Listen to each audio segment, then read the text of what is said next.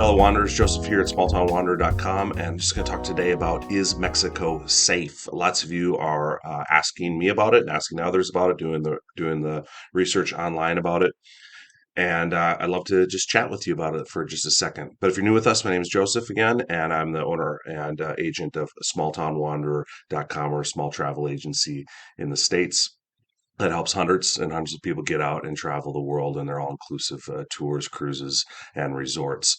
And so if we can help you with that, that would be awesome. Check us out at smalltownwanderer.com. But is Mexico safe? First of all, in the last 2.5 years, actually right in the middle of COVID, all the way through current times, I've been to Mexico quite a bit. I've been to Cabo in that area of the south of the Baja Peninsula 3 times. I've been to Puerto Vallarta several times. I've been to Huatuca several times, or I mean once, on the west side of Mexico. On the east side of Mexico, you have the Cancun or the Yucatan Peninsula, Quinta Roo, many call it. And I've been there 10, 12 trips in the last 2.5 years. I've spent many a day in that area, all the way from Costa Mujeres, north of Cancun, all the way down to the Riviera Maya, Tulum, all the way down to actually Costa Maya, which is quite a distance south of Cancun.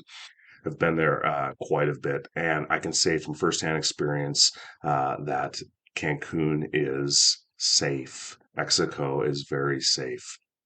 Now, can I guarantee nothing will go wrong or anything bad will happen? Absolutely not. Just I can't guarantee that here in the United States. But what is happening here is that the government is putting out restrictions on Mexico, and people just lump Mexico all into one.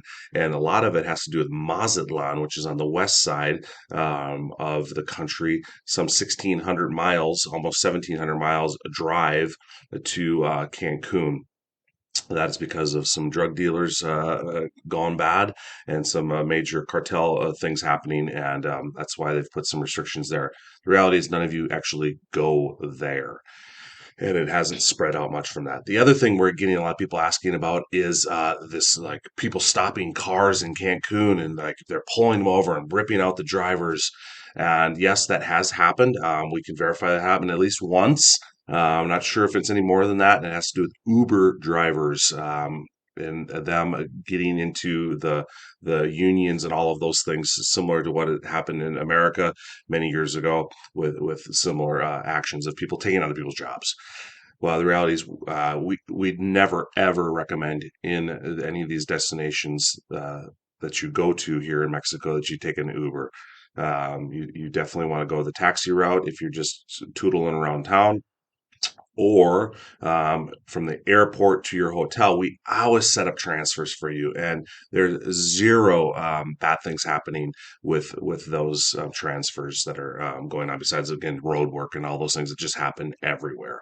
So the real question is Mexico safe? Yes. Are there shootings there? Yes. I will say, from the ones I have seen the last couple of years, the shootings have to do and are directly related to drug and cartel workings. So if you're not going to go buy drugs, and you're not going to go on and try to scuffle it up with some people that are nefarious, which none of you should, it is a good place to go. Some of the shootings that have happened in the Cancun region, and again, this region's huge, have happened around.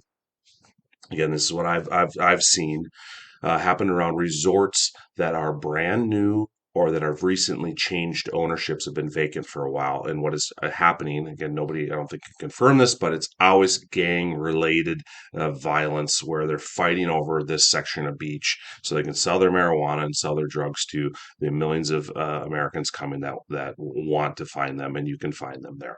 So again, I'm always watching for that. We've had hundreds and hundreds of people in Cancun in the last couple of months, and I will just again say we've had zero issues with anything. And that's, we've had ladies groups, we've had moms with their daughters go just by themselves, we had families with lots of kids, we've had singles go, we've had older people, we've had younger people heading out to that region, and we've had nothing but great success and great comments from that. Now, the question is, do you feel safe? And that's where I want to push back just a little bit and say, do you feel safe in your home in Wisconsin, let's say, if something happens in Seattle? And the question, if a shooting happens in Seattle, do you feel unsafe? And the answer usually is, yeah, of course I do, because that's so far away. Or if you're in Wisconsin, in northern Wisconsin, and something happens in Chicago, and you're like, oh, those Chicago people, it's always so whatever down there. And but you don't feel unsafe where you're at. And that's what's happening. Again, some of these shootings are happening on the West Coast. It's 1,600 miles away. It's equivalent of Minneapolis to Seattle away. And we are saying the whole country is a bad place to be. So, my friends, I would just, again, even in our current times in America, where we have shootings in our schools, our colleges, and in malls just for randomness, in our own country, and nobody's putting out alerts that we shouldn't go to, parts of Michigan or parts of Florida because of that. And so that's where we are. Again, we are in these other countries that we go to. We want to be safe. We want to make good decisions. If you feel unsafe, you should get yourself out of those situations. But you're always taking the approved transportations we give you. We put you at resorts and we get you in excursions that are going to be verified and going to be places that are good for you. So, is Mexico safe?